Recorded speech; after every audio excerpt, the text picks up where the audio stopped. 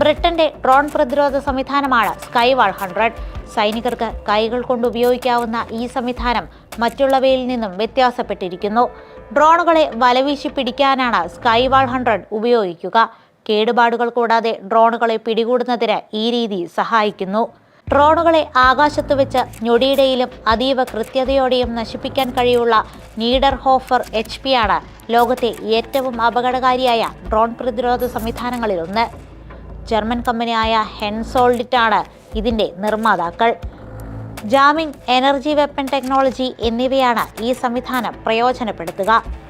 Rafale defence സംവിധാനത്തിന്റെ പണിപ്പുരയിൽ രൂപം കൊണ്ട ഡ്രോൺ ഡോമും അപകടകാരിയായ വ്യോമപ്രതിരോധ സംവിധാനമാണ്. റേഡിയോ ഫ്രീക്വൻസി ജാമിംഗ്, ലേസർ സാങ്കേതികവിദ്യ എന്നിവയാണ് ഇത് പ്രയോജനപ്പെടുത്തുന്നത്. ഡ്രോണുകളെ കണ്ടെത്തുന്ന ഇവ ലേസർ ബീമുകൾ ഉപയോഗിച്ചാണ് ഡ്രോണുകളെ നശിപ്പിക്കുക. ഡ്രോൺ കില്ലേഴ്സിന്റെ പട്ടികയിൽ അടുത്തതാണ് തോർ അഥവാ tactical high power operational responder. അമേരിക്കയുടെ അത്യാധുനിക ഡ്രോൺ സംവിധാനമാണ് ഇത്. അമേരിക്കയുടെ എയർഫോഴ്സ് റിസർച്ച് ലാബിലാണ് തോർ നിർമ്മിച്ചത്.